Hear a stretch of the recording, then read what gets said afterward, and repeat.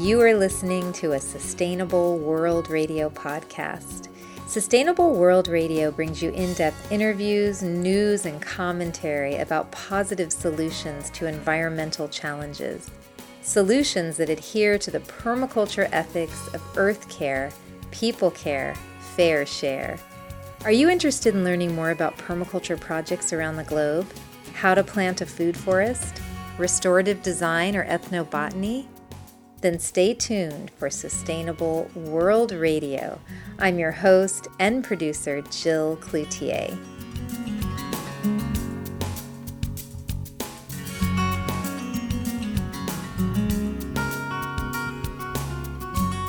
My guest today is Larry Kandarian, organic farmer and ancient grain advocate.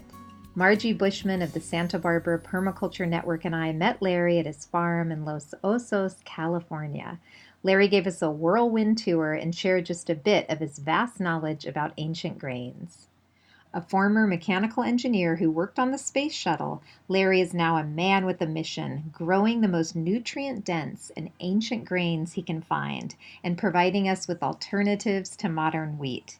Since we are outside running around the farm, you may hear some wind and farm machinery in the background in parts of this interview. My name is Larry Kandarian, and the name of the company is Kandarian Organic Farms, and it's a spin-off of our growing company, which is Central Valley Plant and Seed Company, CVP&S, that I started in 1976, so 40 years ago. That company grows and is certified organic through CCOF. And so we're here on your farm, and how many acres is this? Well, the entire farm is 200 acres. I own 130. It's 265-acre parcels that are rectangular, and then I lease 65 from my neighbors. And of those, so that's 200 acres, and the bottom land is about half of that, so we farm about 100. And so we do spices. Some of the spices are seeds, herbs are the leaves and stuff. And so, and I think I always had some herbalist inklings, and I think many years ago when I was younger and not as dumb as I am now, I probably was going to get into the herb stuff. And then when I first moved here 18 years ago, people didn't know what I was growing because it all looked like weeds, because California natives. And they would say, oh, you know that guy, that Larry guy over there that has that herb farm. And I didn't even know it was an herb farm. But now here we are. Now we are one. So Great. It's gorgeous. Everything looks beautiful. Yeah. And you're growing many different varieties of plants. Yeah, there's 200 varieties on this farm. Wow. So should we walk around and take a look? Let's do.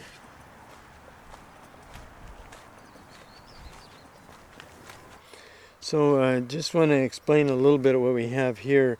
I start with little amounts. So on this one row, this is a rice. I think it's called blue bonnet. And I think it's a terrestrial rice. And then on the other side, there's two millets in between. These are all warm season grasses. But then the one on the other side is Carolina Gold. And I think it needs to be in a rice paddy. But we're working right now with Dr. Matt Ritter from Cal Poly, and he, with John DeRossier and Lawrence Schaller from Coosa in Ojai, had brought over a bunch of rices from China that they got through Japan. And so they have 56 different terrestrial rice lines that they got through the USDA quarantine situation and grew in greenhouses at Cal Poly, a couple pots of each one, and increased the stock seed. And so now I'm one of 3 people in the United States that gets to grow some of these. And so we're going to be having terrestrial 28 different varieties that they start, we grow, and then we'll see how we can expand those. They don't cross, so they can grow right next to each other. And so I make jazz because it's upland rice, or known as terrestrial rice, where you don't have to flood it. And when you flood rice, I don't know if you know this, but it increases the preponderancy for it to have arsenic in the seed. And so there's arsenic in the rice, and I thought it was because they grew it on areas that had cotton where they used MSMA, monosodium methane arsenate, for nutgrass and stuff, but it isn't. It's just what happens when you have the rice paddy effect. And so if I can grow terrestrial rices, and I'm into color, so we're cross-indexing by the color. I like things of color that have anthocyanins and polyphenols and antioxidants and resveratrol, so you don't have to drink so much red wine. You just eat this stuff. So, but you know. You can drink the wine while you're eating? Yeah, I drink the wine. Just, insurance, you got to cover it, CYA. So I'm very jazzed about that, and then we're also cross-indexing those 56 by the ones from the northern latitudes, because this is pretty cool here. And so I think John is going to grow his in, I don't know if he's going to do it in Paso or where, and Lorenz is probably going to do it in Ojai, and I'm going to do it right here. What climate are we in here for people to know? What are the growing conditions like? Yeah, this is kind of a Mediterranean climate where, we get cold in the wintertime, but not too much frost. We're 4 miles from that big thing over there called the air conditioner. It's called the ocean. And so the cloud cover comes and it buffets us a little bit. So it doesn't get too cold. I have seen it down to 21 here, but only on occasion. And most of the time it's pretty temperate. It's very much a Mediterranean climate, so you can grow all kinds of things. Stone fruits and things that need a lot of chilling, you probably can't do so well. But the grains, yes. You're growing a lot of grains here. Yeah, but we grow narrow fields because my mantras don't go against the grain, so I can get right through. So see how narrow that field is? We walk right through it and come out the other side. Never want to go against the grain. And why are you? Because it seems like you really love ancient grains and grains. Why do you love these plants so much? Well, because they've been unfettered. They have not been changed over the eons. And we'll see Einkorn over here, and it can't be changed because its chromosome number is 2. And this one is Emerfero Ethiopian blue tinge faro, which is 4. And if those cross, they're growing right next to each other. They don't cross. But if they did, you'd get a 6, and 6 divided by 2 is 3. And if you get an uneven number, it won't work. So it's a mule. So that 2 can only cross with a 6 to make an 8 to divide by 2 to get a 4. And I hope I messed you up. No, it's good. So this is really interesting. I didn't know this until I did some research about you and your crops. That is it Einkorn? Is that how you say it? Einkorn is really old. Well, it's the very first grain mankind ever ate. It goes back 17,000 years to Paleolithic times. And the paleo diet says there's no grain in the diet, but I have something on where they did research and they did dental tests, and they found people that lived in the paleo times had grain in their teeth. And so I don't think it was a toothpick. So, and it doesn't make any sense to me that if I'm hungry and I'm Paleolithic and I'm hunting and gathering and I see this grain and I rub it in my hands and I say, Jesus, this looks good to eat. Why the hell wouldn't I eat it? You can make a fortune selling paleo-friendly grains. Yeah, we might do that. Yeah. PFG, paleo-friendly grains. Yeah. So we do have the Einkorn, and Einkorn is a German name for a plant, and I don't know how this happened, that its genesis was the Fertile Crescent between the Tigris and Euphrates, and 17,000 years ago they were collecting it, and then flash forward 5,000 years and they decided to become quote-unquote sedentary farmers and stop being Bedouins and my Armenians. So some of my forefathers were probably Bedouins, and your tent was your home, and wherever you went, that's where you went. And the whole countryside was your home. And then they knew the areas, and they moved a lot. So then they became sedentary farmers. I've been farming for 45 years, never been sedentary, but call it what you want. So I think they have cab tractors or something. My tractors don't have a cab, so it's not too damn sedentary. Einkorn really then had a major impact on humanity. Well, it had the hugest impact on humanity. It's the reason we're talking to each other, because people came together in community because of Einkorn. So when they started growing it, then they started having communities, and then they had the guard dogs to keep the other animals out from eating them and eating their crops that they were growing. And also they had the refuse problems that we still have, all the things that happen with mankind coming together, and there's good, bad, and ugly. So just think of the arts and how we've evolved, and I really think that the old hieroglyphic paintings was actually no different than Facebook, and LinkedIn, that was just the billboards that they were posting on way back then. And who knows what it all said, it could have been some crazy stuff. This is what I ate today. Yeah. Check my teeth. Yeah. So really, this is one of our elders here. Yeah, well, Einkorn is over there. It's the next field. This one is only 9,500 years old. It's pretty young. It's a pup. So. And this is did you say emmer? Emmer Pharaoh, Ethiopian blue tinge. It's one that started in the Fertile Crescent and escaped to Ethiopia. And it's free thrashing. I'll show you some of that. It thrashes easily, where emmer comes in twins, and you have to break the seed out of there. And that's just a protection mechanism that Mother Nature has.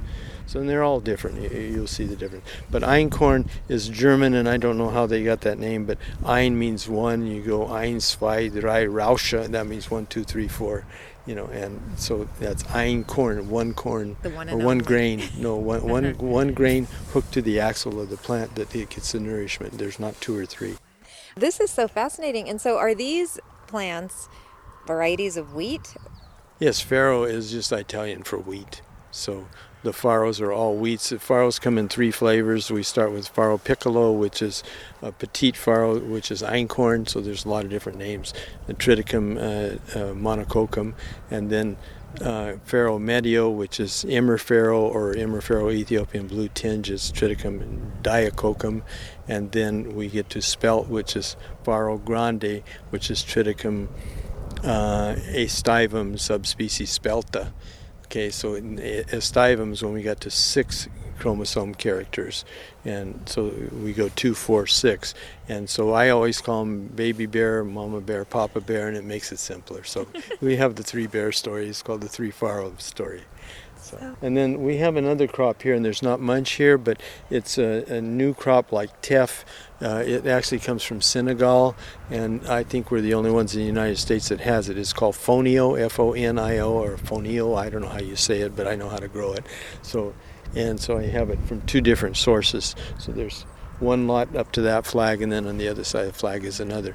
So we're looking at that. This is called the grain of the galaxy, I think it is, or of the universe, and it was also called poverty rice because they were growing it, some of the people that were very poor. It's a digitaria, which is a crabgrass, which is a weed, and yet the grain now, from going from people who were just making a living eating this stuff, now they're turning around and selling it to the people who have more money, and it's a gourmet product. Now they can buy 3 times as much rice as they can growing this. And so, yeah, and it has, high protein, and it's very similar to teff. I think it has 20% iron by weight, and so as teff does. And teff and black barley are both 20%, where these other things are about 10% iron.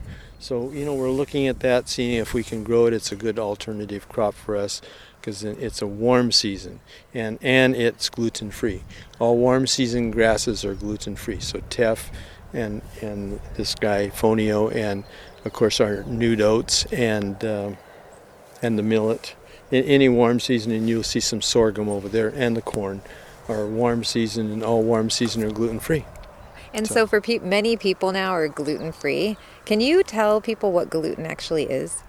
I can. Gluten is an umbrella that goes over 2, I guess it's protein molecules that are broken down into, it's very complex protein molecules, but on the one side is gliadin, which is made up of 4 components. Typically it's alpha, beta, gamma, and omega gliadin, and then glutenin, and just think of glutenin as Elmer's glue, the glue that binds, so that when you make the dough, then you can add some air to it by yeast or some sourdough process or something, and get it to leaven.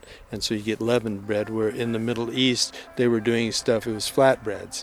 And so they didn't care about that, but accidentally some yeast got in there, because there's yeast everywhere, and some bread leavened.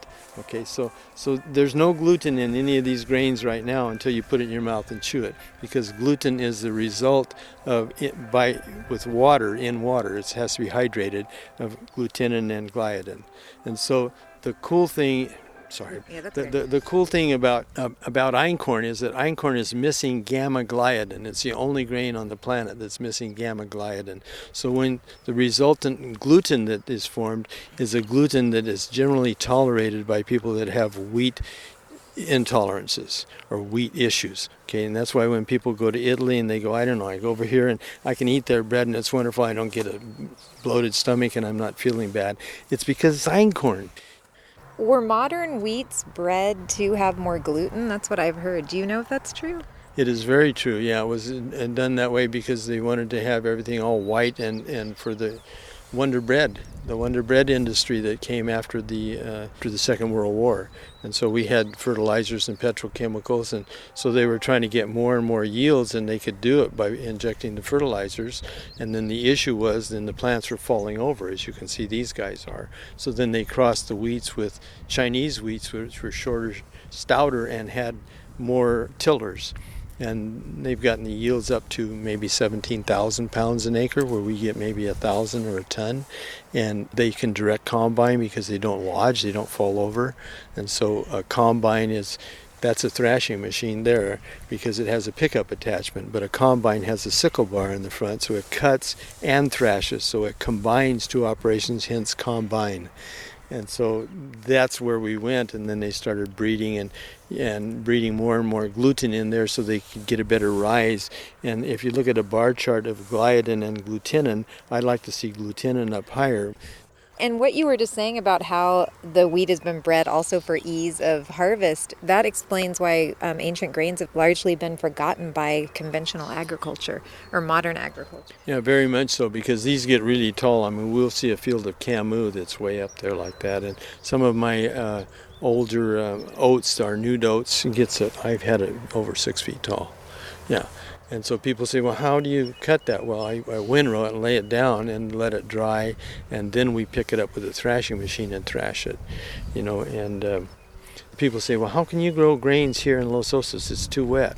Well, if we just step right over here, where those trees are over there, there's a barn, and all this area before pre-World War II was a grain growing area, and people used to take their grains over there and process them in that barn, and so they took them to the thrashing machine in, shocks and stuff.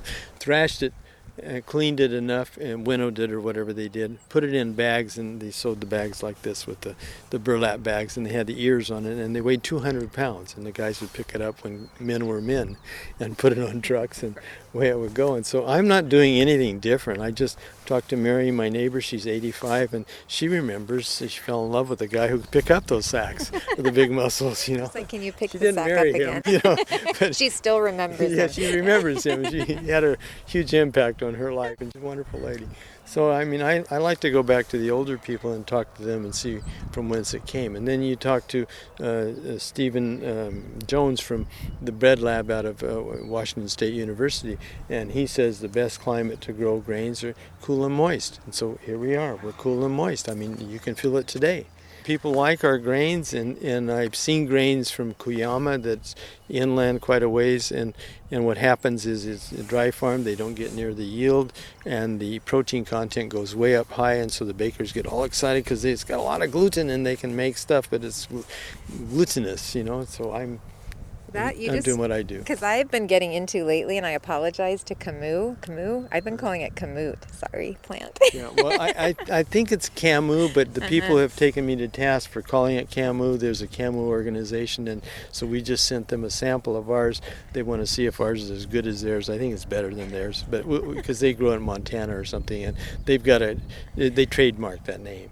And so we, rather than fight, I'm not going to fight. I'm too old to fight. I'm too smart to fight. So, I said, look, we'll just change the name of ours to Korshan wheat. That's what it is. I'll just use the genetic name. That's what it is. It still starts with a K. What the hell? So Korshan. Well, I've been grinding it. I bought an attachment for a juicer, and so I've been grinding my own Camus or Korshan, and my bread is not Wonder Bread. No. It's more dense. Yeah. Yeah, and that one is very, very buttery. And what we've done, we have a recipe. I'll give it to you. And well, I have it in the car. It's called David and Goliath, where we mix teff with camu, and so the smallest grain in the world and the biggest grain in the world, and came out with a published recipe for David and Goliath bread. And I've been working on this for a year. And I got a guy, maybe you know him, Guy Frankel from L.A. He does a lot of baking, and he's a genius, and he's got an amazing mind, and he knows how to bake, and he understands all this stuff. And somebody picked him up, and they took him over to the sourdough, World Sourdough Library in Belgium free. Took some of my grains over, and and there was only 15 people from the United States that went, and he was one of them. Your grains are moving all around the world. They are, yeah. And so there's people in Singapore that want some. There's a baker over there through the I forgot what it's called, World Sourdough or something. I don't know what it is.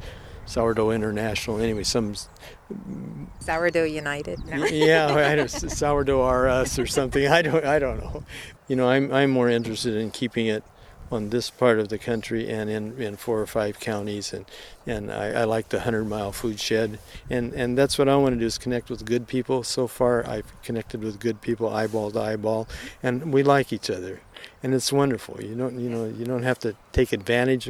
Here's what I have, can you use it? Let's do this. Do it. That's all. And so you really have been like a proponent and advocate of the ancient grains that people have never really heard of. Yeah, and the issue with it is, if I was selling wines, they know you open the bottle and drink it, and that's easy. But when you have camu, they go, I can't even pronounce that. What the hell am I supposed to do with it? And so I have to tell people one at a time, well, you cook this like rice, and this one is buttery, and you do this and that, and then you can make a salad after, and this, and then you can grind it and make bread. And, most people say, oh, I don't have time for bread making. I don't have an attachment. I don't have a grinder. So we're going to get a grinder, go to the farmer's market, and be like Trader Joe's and have people zip open our packages. You'll see there's a tear strip and then a Ziploc underneath. And so you could pour it in the grinder, grind it, and go home with that stuff and a recipe, and then make a good loaf of bread. That's fantastic. Instead of a brick. Isn't old Yeah.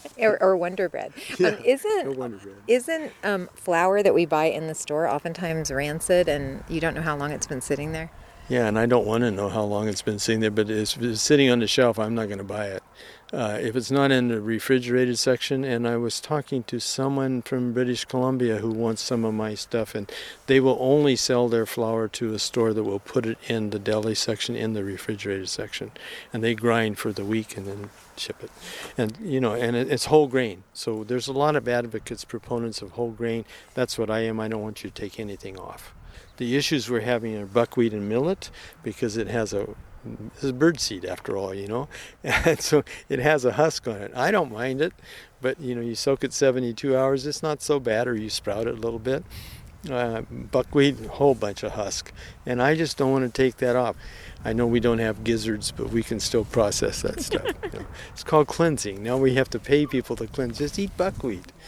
Cleanse. I had some this morning, but I think it had its parts removed. Oh, yeah. So, you want to see the Ethiopian blue tinge? Let's walk over. Sure. This is great. And this is Ethiopian blue tinge, which has more than one seed in here, so that's why it's not Einkorn, and it has a beautiful blue color. And so it's way off season. They're supposed to grow in the winter. They're C3s. C3 just means the way that carbon structure is, so it makes its own sugars. And those C3 and C4 pathways are both different. And so since it's a C3, it likes cool weather to grow in, and then it matures when it's warmer. And so there's some Ethiopian blue tinge if you'd like to eat some. That is gorgeous. Yeah, and so it has that bluish tinge to it.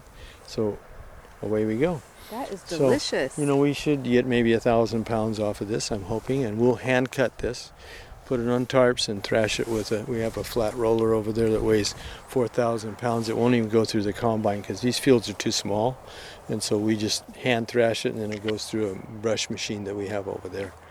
And so we keep the integrity. We'll come through and rogue this. I did see some Sonora wheat in here earlier, and Sonora is right over there, and it doesn't have any awns.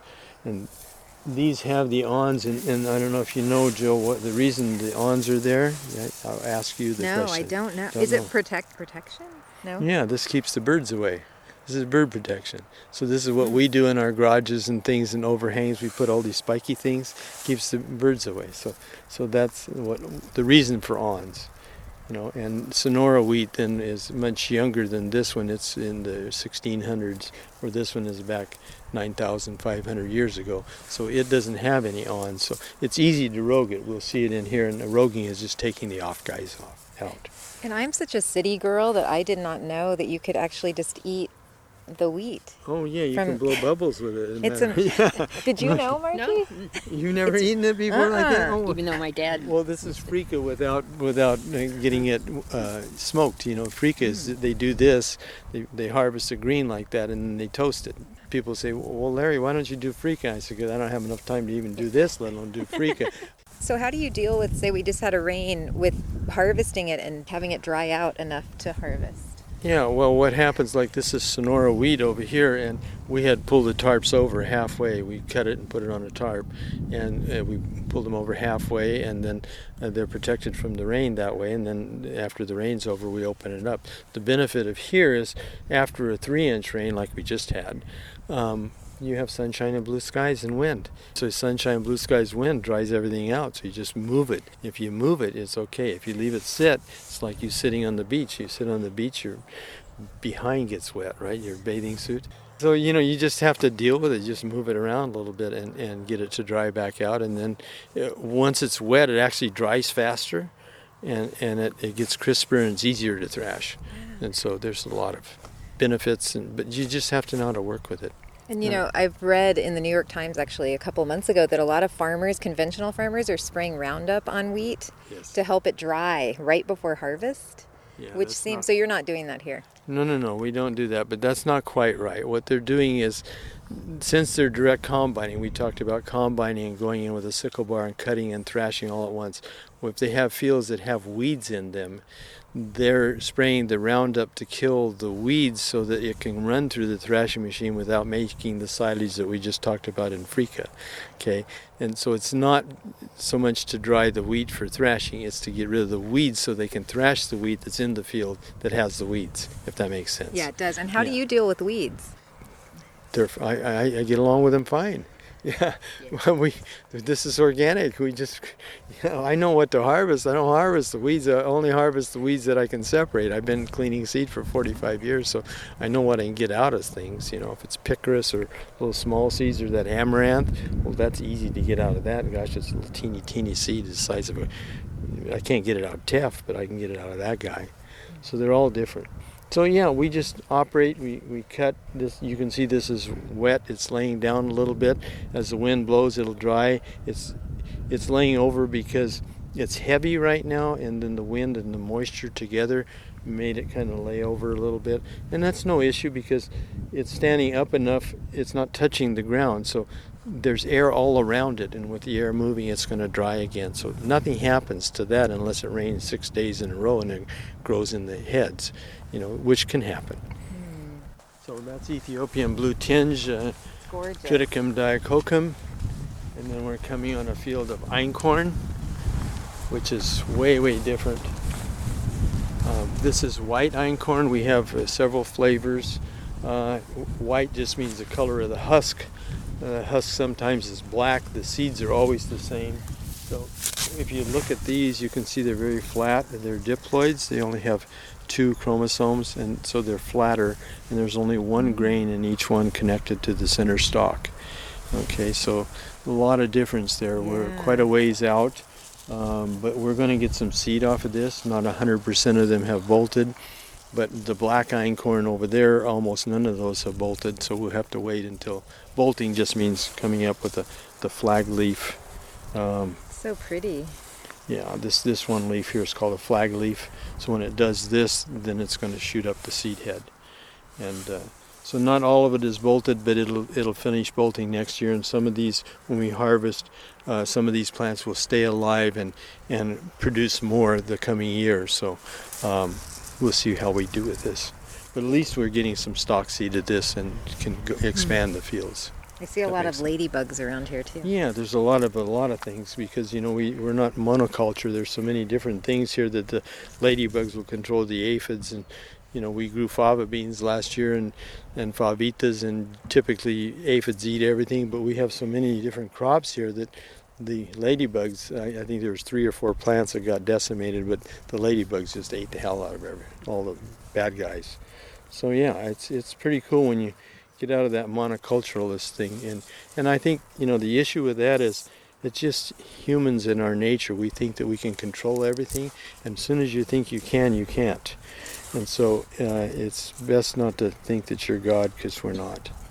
We're not gods, we're not demigods.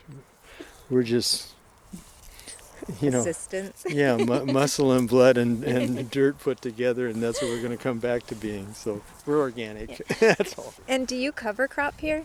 No, actually, what I do is I grow alternate crops. So in the wintertime, we grow lentils and peas and favas and favitas. And then those crops will come off in April, and then we will plant some of these grains later. Or we'll go the other way and plant a grain this time of year, 1st of November, mid-November, and then come off in April, and then come back and plant beans. So we're always putting a legume after or before a grain crop, so we get the benefit. So we grow our own nitrogen and our own fertilizers, and then we put everything back in the ground. So what I do is called biointensive. It's not biodynamic, but everything that you see growing above the ground goes back in the ground. Don't take anything off. We don't bale and get rid of it. Do you chop it and drop it? Well, Just let it go? Yeah, what we do is when we windrow a field, we cut the top off, and then we put all the seed heads together on a tarp and then thrash them with a roller or something, and then we spread that out a little bit when we get the seeds out. But all of the trash that's in the field, as it dries down, because these are annuals, then we have a big drag, and the drag weighs 4,000 pounds, and it has 4 bars on it that are round, and it just kind of smashes stuff and breaks it up, and you go over it about 5 or 6 times, and pretty soon everything is color of dirt, like this little small stuff here. Goes right back into the ground. We hardly till at all, minimum tillage, and so I don't believe in tilling a lot. When we do our row crops, the beans and peas and things, we do rip, but we only rip to 30 inches between where we're planting, and the rest of the ground never gets touched. So your soil life is probably very prolific and dense, I would think. Yeah, it's very dense, and there's a lot of activities, a lot of things going on in the soil underneath the ground. There's a lot of actinomycetes and lots of good things. Kind of grow your own compost, basically. We do, yes. I don't do any compost teas or anything like that. Just by alternating crops, we can get all the benefits we need. So we're coming up on a field of Tibetan black barley, and it's really gorgeous. It's not bolting very much, but you can see in the distance it looks like it's bolting a little bit more. So this is called in a rosette. We're sitting here, and it's kind of shading the weeds around it. Okay, and then when it comes up and bolts, this is what it does as it bolts. And this is the black barley, and see how pretty it is. Oh, that's gorgeous. It's just a gorgeous purple. It's like a purpley. Very purple, yeah. And it's kind of flat too, but it's not a diploid. I think this is a hexaploid. But it won't cross with wheat, because this is a hordeum. Hordeums are barleys, and wheat is triticum. So this is a hordeum, which is a foxtail. And I do a lot of posting on Facebook and LinkedIn, and people say, well, that kind of grass, I don't think you can eat that. Well, there's no grass you can't eat. There's some foxtails that are pretty nasty, but if you can get all those clothes off of them and get down to the grain, you could eat it, Oh, that's good to know, because so we recently moved into a foxtail meadow. Yeah, we'll put them in the blender. Yeah, and if you can get the seeds out. And see, this one has the very pretty seeds too, nice and purplish. I can actually. How old is this plant, did you say? This one's 8,000 years old. It's just young. Just a pup. So it's from Tibet, and they've been using it a long time. Those are purple, and Can you eat them? Yeah, of course you can eat them. They're hulless. So this is a hulless purple barley. So a lot of anthocyanin. Oh no, I do that all the time. But so lots of anthocyanin, lots of resveratrol, antioxidants, polyphenols. And you could change the face of grain in America, because they've gotten such a bad rap lately. all the diets. Yeah, and the bad rap is only because of what's happened the Wonder Bread route. And if we change that and go the other way, and so I went to a grain conference at the Gourmandise School in Santa Monica a couple Thursdays ago, and there's a bunch of us that are partnering together that are growing ancient grains all over northern and southern California and all the way into the San Joaquin Valley. There's a Tehachapi Grain Project, and I think if we collaborate and make our niche bigger, our voice is going to get better if we're in a band. I can't do a cappella very well, but you get in a band and I can carry a tune in a bucket. I sing solo, nobody can hear me. Yeah.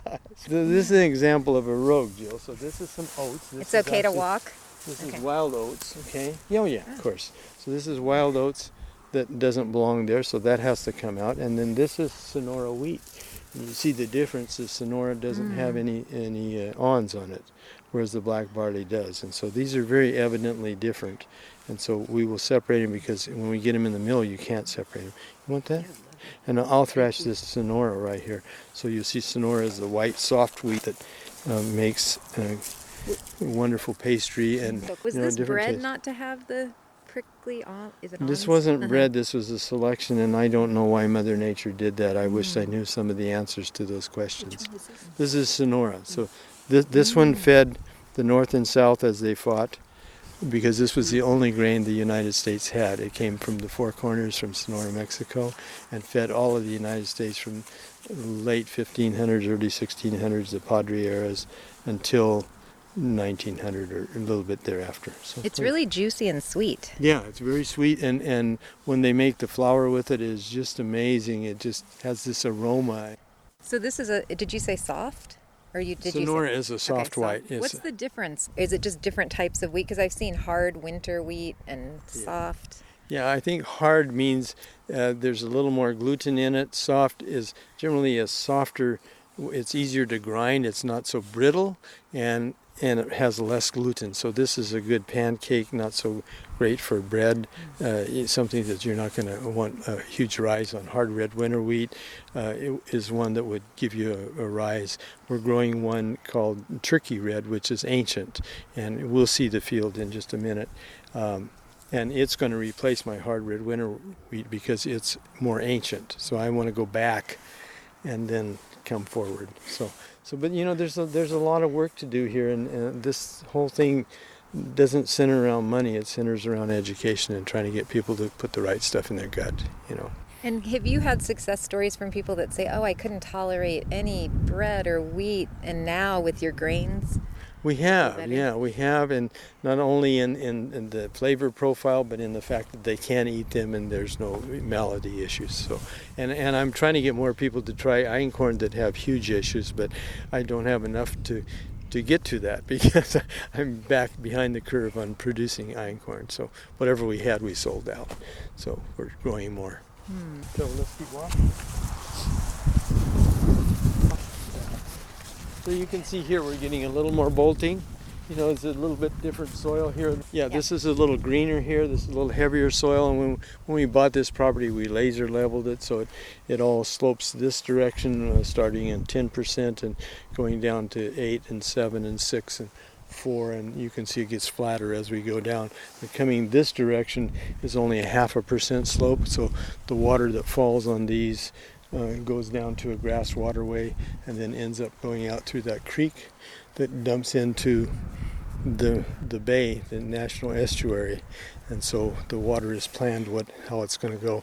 And each of these is like sheets of plywood, but each one daylights into the next one. So the next one is starts higher. And so there's kind of a little levee there, and then the water runs off. So you can kind of plant what likes more water in certain areas? Yeah, the better soils, the deeper soils are down here. The more marginal soils are up there. Yeah. So we're coming up on some purple corn and some sorghum. Both of these are C4s, and they're gluten-free. And this is our purple corn. Let's see if we have anything here to see. Probably this one. Huh? This corn has gotten damp, of course, and it has worms, of course. and it'll dry up, and then we'll be able to do something with it later. So you see, nice, pretty purple corn. That is a gorgeous color. Yeah, it's purple all the way through. Like royal purple. Yeah, royal purple, and it's purple all the way through. And so I don't know if we're going to grind it up and sell it as a kind of a coarse flour to make pozole or something. I'm not sure. Jury's still out, but it's fine. It'll dry up and be fine. And as we get a first frost in these, typically the ears will point down, and then they're free from the rain. That's what typically happens on corn. So this is our first try at this, and we'll see where we go. So if people are interested in the pozole that's purple pozole kinds, purple people pozole. So there we go. So some variation there. So I don't know. It's like a kind of red, beautiful scarlet almost, huh? Yeah, on the outside, and then the inside is this dark purple. This is the anthocyanin that's in it, which is just the coloring, the pigment that colors it, and then that goes all the way through into the silks and the seeds. And so corn, this is the male part, the tassel, and the female part, the silks. And a lot of people you can eat the silks. They're probably high in protein, but that's just the fallopian tubes to get down to each little kernel has one of those silks going to it, and then if it gets fertilized, it's not a fallopian tube because this is a plant. It's not a person. Comparison. The comparison. I've heard of corn silk tea, but I didn't know you could eat it. Yeah, you can eat it too. And then right next door is sorghum.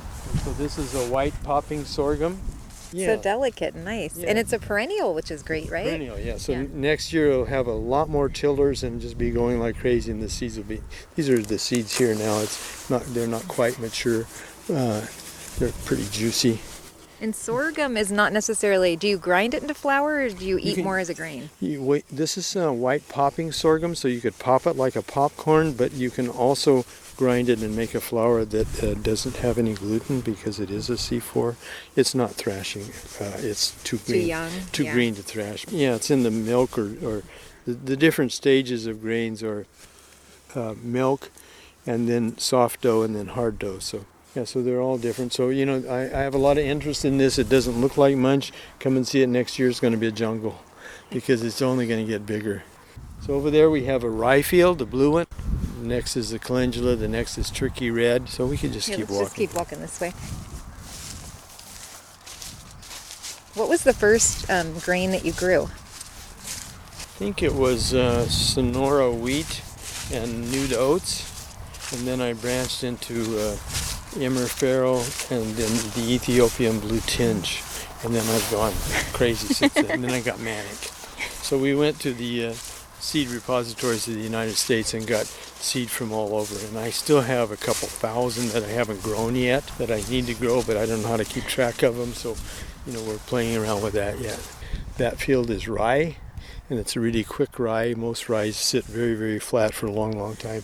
That one comes right up. It's really fast. So, and then that's Camus there. We'll walk over and see that. And this is some of our amaranth. We don't have a lot of it. We have some. We're getting into the alternate grains too. So it's cruentus. Oh, it's so pretty. Yeah, so there's light green and then red, the magenta.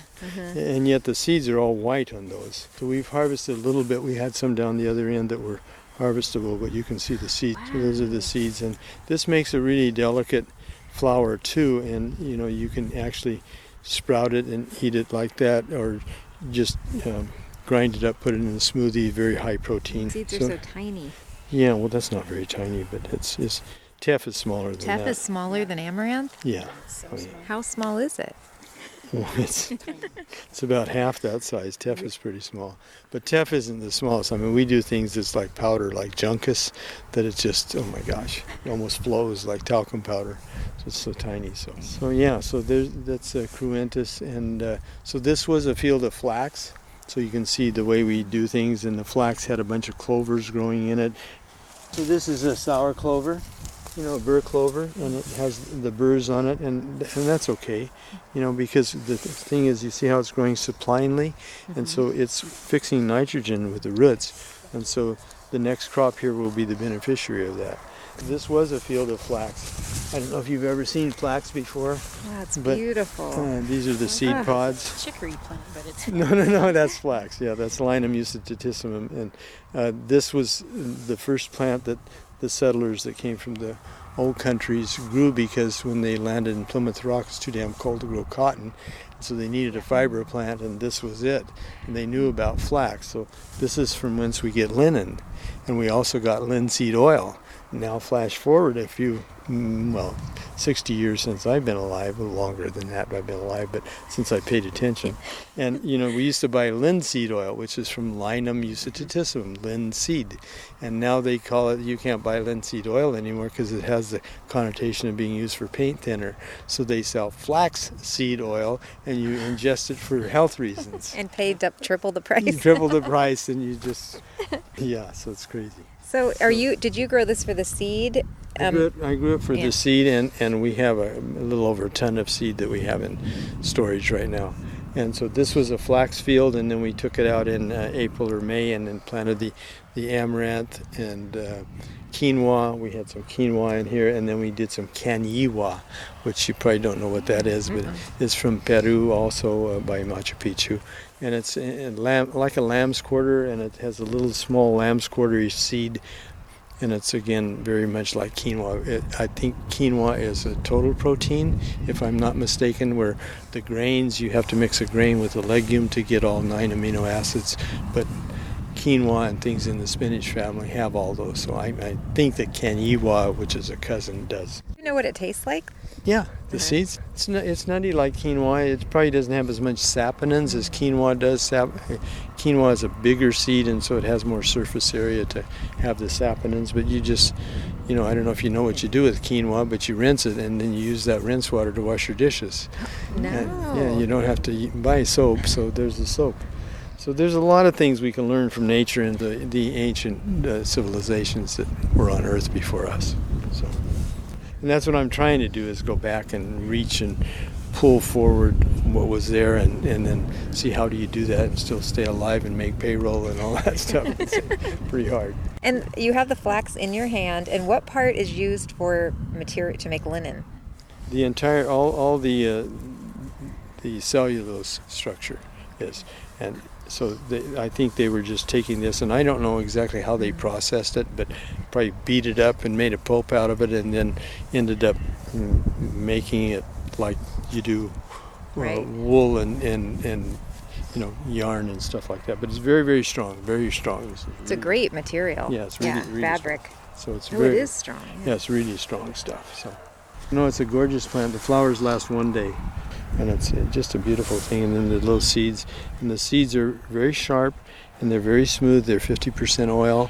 And somebody told me, I think Dr. Ritter told me, you never want to eat flax raw. You want to bake it, cook it some way or another, or grind it up, because it has sharp edges, and those edges will stick in your ileum, and you end up with an appendicitis attack. Good to know. Very crazy. So then we do some herbs and things too. So this was a black carrot here. It has a pretty little pink bloom on it, which is a great cut flower. And this is from Spain, and it was black. It's not black, but the carrot gives itself up for the seed. So all this energy that was in the root goes into the seed production. And so is it like a dark purple? Dark black. Trying to get one that's black all the way through. This one's black with a white core. But we're selling the seed in the organic seed industry realms. So I've never heard of a black carrot. That'll be exciting. Yeah, no, it's very cool. I wished I had one I could show you. Look at that, having our own little protection mechanisms. You're gonna come out. Oh, you are. Man versus carrot. Yes. Who's gonna win? The carrot's gonna win, I think. Oh. Yeah, so you can see Larry this one is kind of purplish. So it has a lot of anthocyanin. Again, I do things of color, so that's what we're doing. And so this will be in the seed trade this coming year. And so this is a biennial, which is parsley. And there's some mature seeds here. And nothing's happened to them. See, they're just fine. Yeah, they seem fine and dry. Yeah, and you can eat them. Yeah. Oh, you can eat these too? Yeah, eat everything. You can eat everything in the carrot family except hemlock. Yeah. So you want to be really careful. Socrates about that one. It was no fun. And this was all carrot country where we have the black carrot, and you can see the beautiful flower there. Lovely cut flower. And this was coriander. That was anise. All these are in the carrot family. Next was Kella. Kella? Is that Khella? Yes. I've great. seen that, but I don't know what it is. Yeah, it's an Indian herb, spice actually. And it smells kind of like rooibos tea from Africa. And then next was Ajuan. Ajuan, what is that? Another Indian spice. It's very much like oregano or za'atar with a twist of thyme in it. And it's very, very interesting. And so Camu is a big, tall guy, the biggest grain. Lots and lots of awns, big seeds you can see. Yes, they're huge. Nice and plump. And it always has this sinusoid here. This is a sine wave. And that's there because, see, I'm a mechanical engineer, I can explain this to you. It's there because corrugated metal won't bend as easy as straight metal. So this thing gets so tall and so heavy, if this were straight, it would just bend over. Oh, it would break right. It's a kind of an S bend. They all have it, yeah. What a pretty grain that is, wow. Yeah, no, this is one of my favorite grains. I love it. Do you have a favorite grain? I think Camu or the Ethiopian blue tinge. Ethiopian blue tinge is, I mean, hands down the biggest winner around. And sales-wise, black barley and Ethiopian blue tinge. It's just amazing these plants have been around as long as they have.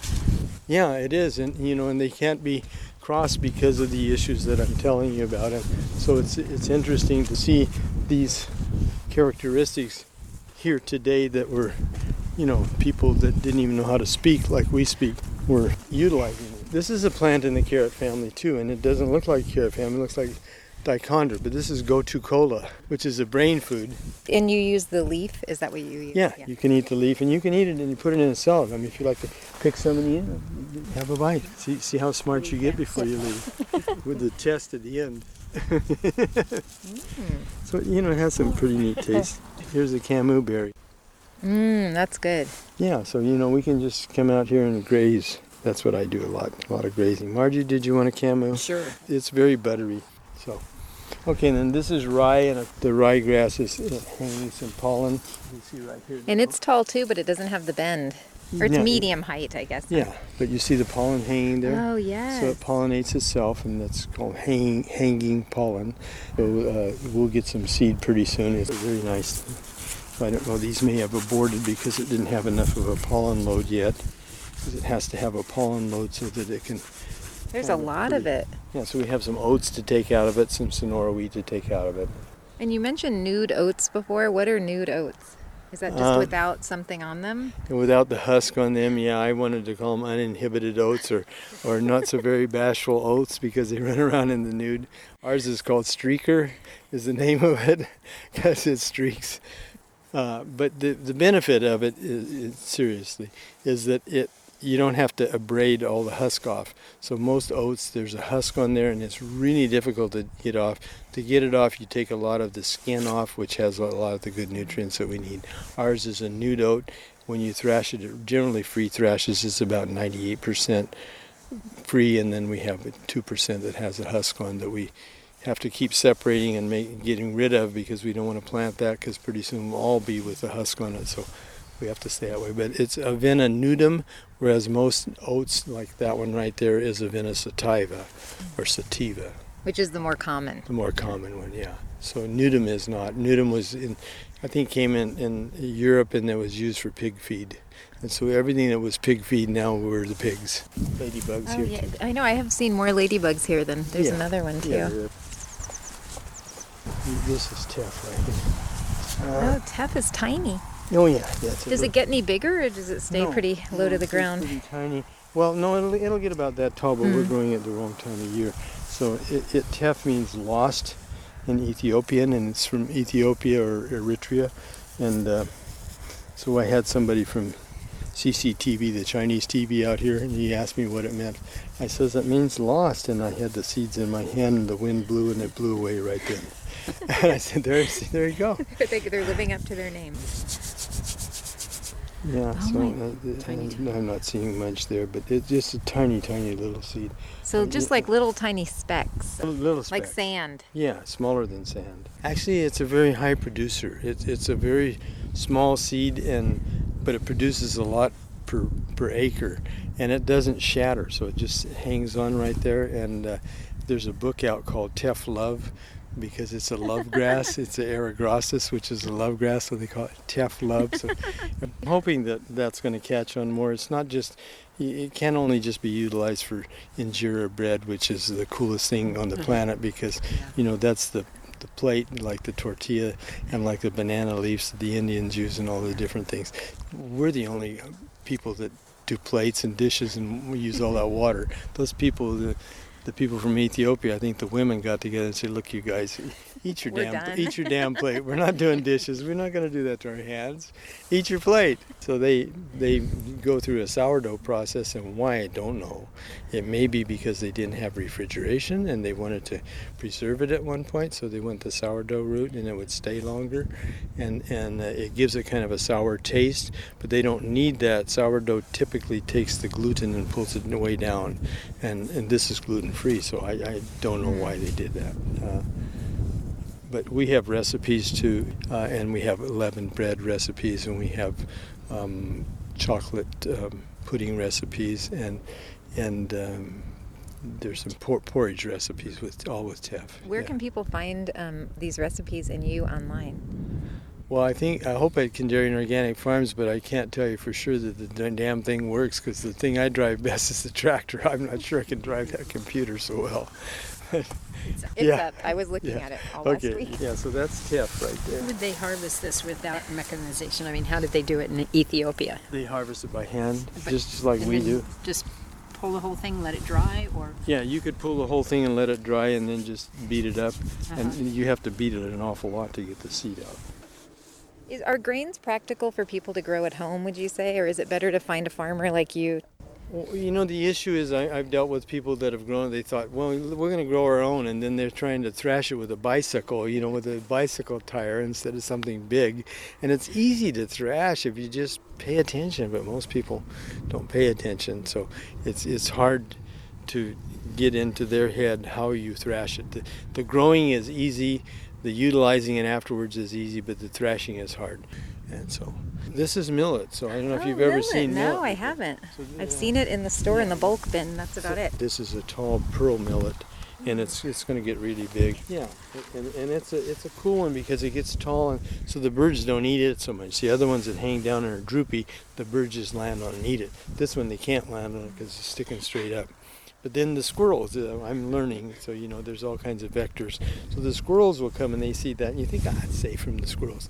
Squirrel grabs this and pulls it over, eats it, and lets it go back up. It's like, here's your little stalk. Yeah, here, have it back, dummy. You said you're going to beat me? They're sitting there in their whole thing. Plant more.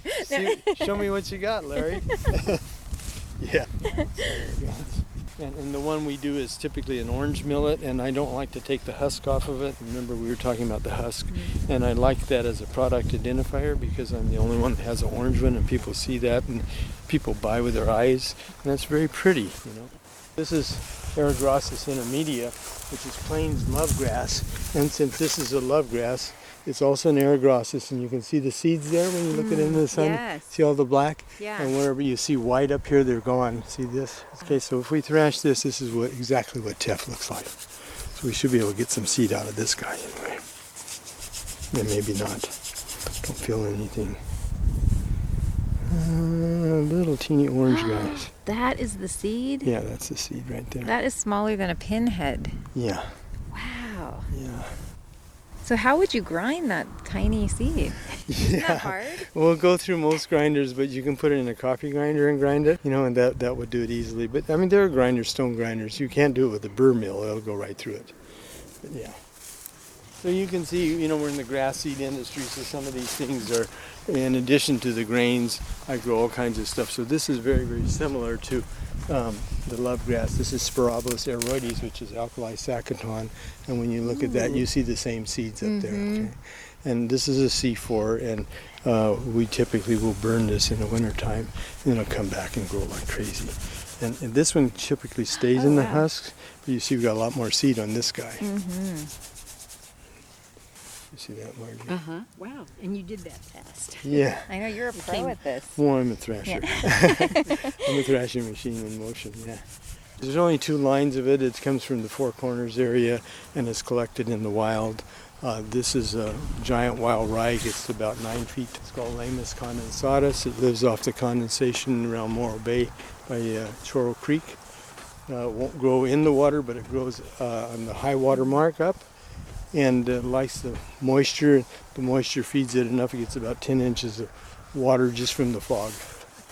So it's kind of an amazing thing. It's an effective water harvester. It's a very effective water harvester. It is very much a pioneer plant, and if you plant a field of this, it will only produce in the outlying areas, the periphery. Oh, why? Because it just colonizes, and if it's colonized the center, it says, I don't need to be sexual anymore. I'm just going to be vegetative and sit here and have a good time. So that's what it does. Like marriage. No comment. Yeah. Okay. Well, I will comment about marriage. I think marriage should have an expiration date, just like our grains. Some people can last longer than others. So this is a really nice sample of Camus. So you see how big this is. And there's the little curve. There's a curve. Yeah, that's nice. That's nice. Have you figured out what to do with all the mallow? And it's called cheeseweed because you see the little seeds here, they look like little cheeses. Oh, so this is Malva? Yeah, this is Malva parviflora, which is cheeseweed, and you can eat the whole thing. Hollyhocks, okra, hibiscus, and cotton are all in the same family. If you eat it, and the bunnies eat it a lot, so you know it's good. If they can eat it, you can eat it. So no, it's amazing. It gets really tall and they'll become trees, but what we do is we farm around it. You can see some in there, and it's not going to do much to affect that crop at all. The Einkorn is going to be on top of it. So, and it's a war out there. They're just all fighting who's going to win.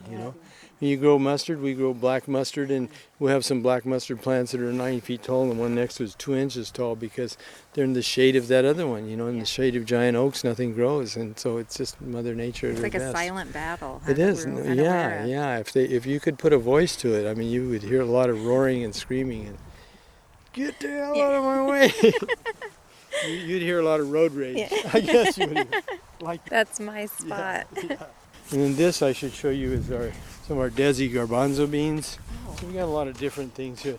So this is a Desi Garbanzo. It's from India, and it's a very nutrient-dense garbanzo, very shriveled. And we're trying to get it thrashed here as we speak. Is it sharp at all or no? Yeah, well, it's kind of sharp, but it's okay. I'm tough as a pine, not twice as ugly. So you can see the colors of the seeds. There so they are. They're totally Wow. different. There's some are brown and tan, and they're very, very shriveled like. And my secretary who took the pictures of me had said, "You're never going to sell those. They're ugly." And I like them.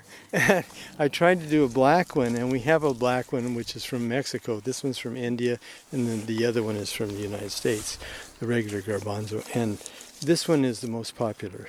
Why do you think it is the most popular? Because it's so nutrient dense and it has a little piquantness to it, and people love it when they cook it. And I have them soak it, and then they cook it, and away it goes. So cute. Yeah. It's more minute than the... Yeah, more minute, and I don't know that it makes a great hummus, but I know that I think they use this in dal, the Indians, and you have to respect what they do. They know what they're doing, and this thing comes out of the ground like in 3 days and just grows. Where it's the stuff from India is amazing because it knows if it doesn't do it, it's not going to get a second chance. So it just goes and goes and goes. And are any of them more digestible than others? Margie, I'm not sure about that, but what I always tell people, and I think it's really good advice, and I got it from Courtney Coleman, who cooks for me at demonstrations from Cookwell here in San Luis Obispo County. And if you soak, a 24-hour soak, then you pour off the water. You soak with water that doesn't have any chlorine in it. And 24 hours. 24 hours, and you just set it on the counter in a Ziploc bag if you don't care about the plastic or BPA or all that stuff. Or if you want to put it in Pyrex or your cooking utensil or whatever. 24 hours just on the counter. You can go all the way up to 72. Pour off the water, Okay, what happens is the seed, since there's no chlorine, it starts to germinate. When it starts to germinate, then all the starches turn to sugars, and you get rid of the phytic acid. The phytic acid is binding calcium, magnesium, and iron. So all those things, the teff in the black barley, for example, which is low glycemic, which we were talking about, is 20% iron, and so is the teff. But that 20%, you're not going to get it if you're not proactive enough to do the soaking. So if we just put what's good in here and pay attention to your gut health and get rid of that phytic acid, which is probably the genesis of so much of the problems with the grains, and just simply soak for 24 hours and then make it a fast food. And I have a lot of people go, whoa, that's too hard. 3 cups of water and 1 cup of grain, let it sit and go away. How hard was that? See, I've always soaked beans for 8 hours. I didn't know. So 24. 24, Good and to then know. 24, and then beans. Always pour the water off, and then bring it up to boil, and then drop it down, and then it's cool. So all the high protein things, you could do that. So I would say this would be very palatable if you did that. You did the 24-hour soak, because it could be that phytic acid, which is not good for our gut. And it's in all these things, and there's a gal from Vert Foods, Virginia Merrim, who does a lot of probiotics and kefirs and a lot of stuff that's fermented, and she's always talking about gut health, and I'd rather listen to her than a doctor. People say, Larry, have you gone to see your doctor? I said, was he sick? Why the hell? Why would I go see him? I don't want to go see him. I tell him I said hi. Yeah. Send him some grain. If you're eating a lot of flour, are you getting is it phytic acid? Yeah, because they haven't done any soaking. Yeah. So many of these things, the processes that are being utilized they don't think about that issue. All they're doing is trying to have a process that works for them so they can make money. And so, the consumer ends up paying for the product that's enriched with this and that, but it's only enriched because they took all the good stuff out. If they left it in, they didn't have to enrich it. But they do that because they're trying to get a mixture that ends up all the same description all the time. So it's plain white Wonder Bread flour. And it's always the same whether it came from Afghanistan or East Outer Mongolia, wherever it came. They blend it all together. And they have their computers and they do the computer blends and figure it out, and the analysis is always the same in the end. And people want that uniformity, which isn't natural, right? So it should be more like where it's more the year of the harvest. It has a certain it should be flavor. Vintage, which is what I tell people, you have to celebrate the vintageness. So Pagnol Bakery, they do that. They like that. A lot of bakeries don't because they want to just put it in the machine and then it comes out the same way all the time. Otherwise, the learning curve is too high and they don't want to do that. But there are bakers that you charge $10 a loaf and people look at you kind of funny. You get 15, they really look funny, yet they're walking in with their $6 latte and their $300 pants on, and they don't think about that. But Then it's more vital food, right? With nutrients, and it's alive. It's a live food, yeah. The other way, and that's the thing. Like I had somebody do something for me. We're in Solstice magazine, and we're the centerfold. So around Thanksgiving, with the Nude Oats. October, we did the Nude Oats. And the gal that did it had cooked with a bunch of chefs. She says, well, how does this differ from steel-cut oats? I said, well, it differs a hell of a lot because it's alive. Steel-cut oats have been guillotined. If I cut your head off, how are you going to feel about that? Yeah, I'm going to imbibe water, but I'm not going to try to live. I'm dead. So this is a live product. All ours are live. Are rolled oats like zombies then? They're worse than the dead. Yeah, lay down here and let me drive over you with a flat roller and see how you feel the next day. Yeah, you're not going to do much. There's very few things you're going to respond to, but these things have all that. And to me, a seed is a promise of tomorrow. And so if you get that promise of tomorrow and do that soak, then you get the promise tomorrow. That's great. Thank you so much for this tour. It was fascinating and beautiful. Yeah, well, I couldn't have done it without the two of you. So, yeah, there's beauty all over. So just hold up a mirror. You've been listening to a Sustainable World Radio podcast. You can find us online at sustainableworldradio.com and also on iTunes. For more information about permaculture and ecology, visit the Sustainable World Media YouTube channel, where you'll find videos about permaculture, aquaponics, organic gardening, rainwater harvesting, and much, much more. Sustainable World Radio is a listener-supported program. If you like what we do, please consider making a donation to the show. I'm your host and producer, Jill Cloutier, and thank you so much for listening.